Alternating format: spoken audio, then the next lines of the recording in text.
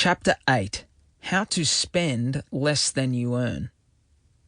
Note, there are some numbers in this chapter, so please reference the PDF document that accompanies this audio book.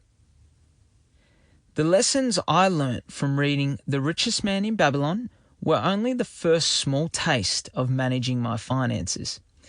But they led me to that aha moment of understanding that I had 100% control over where I chose to spend my money. To gain control of my finances, I followed in Akrad's, The Richest Man in Babylon's, steps. I reverse engineered a budget, starting with my net pay of $1,200 per week. I put aside 10% as savings to invest in my future, channeling it into a savings account. I set up an automated transfer. On payday, $120, that's 10%, was transferred into that account.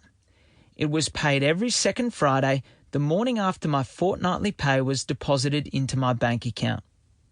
$1,200 per week, less $120.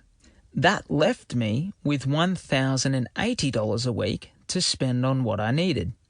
My most pressing need was paying off what I considered to be my bad debt, the $307 per week student loan repayment. So I set up another automated transfer. Out it went the day after I was paid. $1,080 per week, less $307. That left me with a balance of $773 to spend each week. My next needs were groceries, petrol, and mobile phone. I needed to eat, get to and from work, and, in this day and age, communicate with people. I calculated these costs at $170 per week, but didn't set them up as an automatic transfer because most would be paid using my debit card or direct debited from my account. $773 per week less $170 equals $603. I was living with my Uncle Jimmy at the time, and we would drive to work together most mornings, stopping to get a coffee along the way. I'd started sharing my little budget project with him, and he helped me with a crucial part. What about the one-off bills that come during the year? You can't forget about them, he said. The truth was I had. You can predict some of those larger one-off payments, such as the cost of car registration, but others, such as dental treatment, can't be predicted. I was planning a holiday with friends at the end of the year and to move into a property that would need a rental bond and some furniture.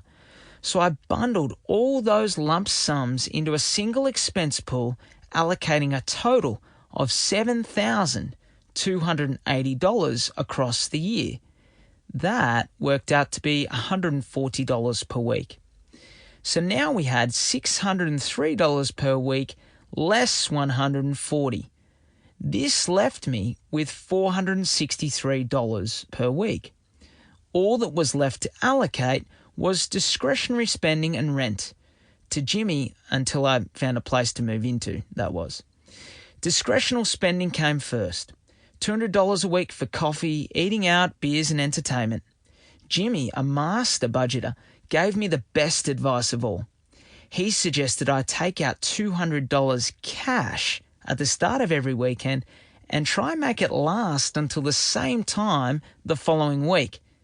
Tap and go or contactless payment was around then, but not nearly as prevalent as it is today. However, it was available at all bars and restaurants, the places where I could probably do the most damage if I got carried away. That's what made the suggestion of using cash so helpful. While tap and go is certainly convenient, it's next to impossible to keep track of what you spend. By using cash, I had to be much more disciplined. When it was gone, it was gone. Look at the empty wallet for the evidence. $463 less $200 left me with a balance of $263.